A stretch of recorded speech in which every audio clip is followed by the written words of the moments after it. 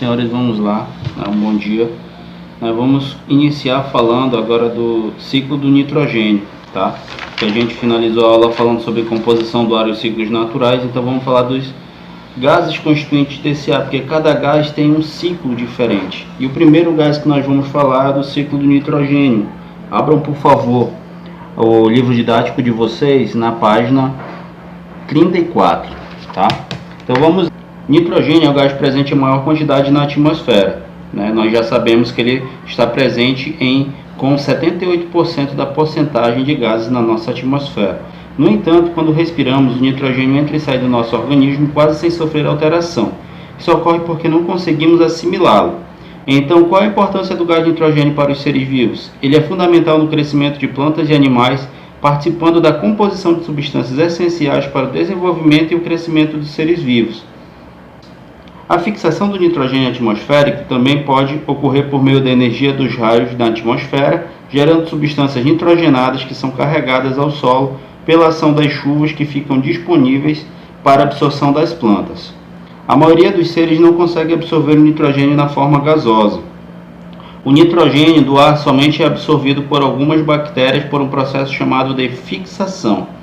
Muitas dessas bactérias vivem associadas a raízes das plantas chamadas leguminosas, como o feijão, a ervilha e a soja. As bactérias fornecem parte do nitrogênio que absorvem para a leguminosa. Os animais, ao se alimentarem dessas plantas, adquirem o nitrogênio. Além de obterem o nitrogênio diretamente pela ingestão das plantas, os animais obtêm nitrogênio quando se alimentam das proteínas de outros animais. Então, pessoal, o nitrogênio ele é absorvido principalmente pelas raízes de leguminosas, tá? Que são as plantas. Por quê? Porque essas raízes elas conseguem fixar o nitrogênio. E aí, fixando o nitrogênio, ela consegue absorver uma parte desse nitrogênio e ele só vai chegar aos animais quando esses animais se alimentarem dessas plantas e os animais que se alimentarem dessas plantas servirem de alimentos para outros animais através das cadeias alimentares que a gente já falou anteriormente, tá?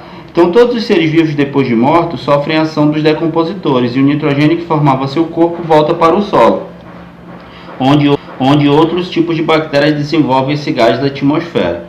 Então, pessoal, esse nitrogênio que está presente no nosso corpo, ele é devolvido para o solo quando nós, seres vivos, morremos e sofremos a ação dos animais decompositores, que são os fungos, as bactérias, tá?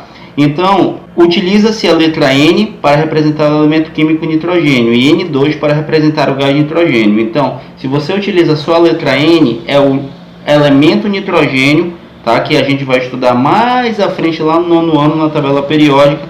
E se você utiliza a sigla N e acompanhado de um 2, aí sim é o gás nitrogênio que nós estamos estudando e que realiza o seu ciclo na natureza. Saiba mais. Você sabe por que os agricultores costumam alternar o plantio de culturas de cana-de-açúcar e milho com culturas de feijão? O feijão é uma planta leguminosa e abriga bactérias do gênero Rhizobium em suas raízes. Essas bactérias fornecem parte do nitrogênio que absorvem para a planta construir suas proteínas. Assim, o feijão não necessita de muito nitrogênio do solo. Quando ocorre a colheita do feijão, os restos de plantas são deixados no solo para a sofrer ação das bactérias decompositoras. O nitrogênio que fazia parte do corpo da planta agora estará disponível no solo para as plantas que não têm as bactérias em suas raízes, como o milho. Essas técnicas, chamadas de rotação de culturas e adubação verde, reduzem o consumo de fertilizantes industriais na agricultura. Então, pessoal, o feijão, como ele é uma leguminosa, ele tem uma facilidade muito grande de absorver o nitrogênio.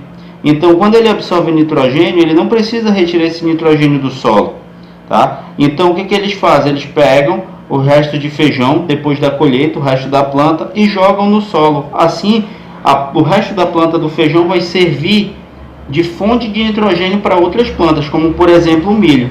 Aí nessa técnica que uma planta ajuda na colheita de outra, ou ajuda na formação de outras colheitas, no caso o resto do feijão vai ajudar na formação da colheita de milho. Isso a gente chama de rotação de culturas ou adubação verde. Então a gente utiliza o resto de outra espécie de planta para ajudar na formação de outras culturas de plantas. Ok? Então, pessoal, isso é a aula sobre o ciclo do nitrogênio. Eu vou juntamente com essa videoaula, eu vou passar uma outra videoaula mostrando o ciclo para vocês, para ajudar mais a desenvolver a mente de vocês em relação a esse conteúdo. Pessoal, para casa, o ciclo do nitrogênio ele possui 4 etapas, tá? Que são a fixação, amonificação, nitrificação e desnitrificação. Quero que vocês façam no caderno, tá? Explicando cada uma dessas etapas, tá? Para quando a gente voltar para a sala de aula. Não esqueçam, eu vou reforçar nos comentários, mas assistam a aula e façam essa atividade, por favor.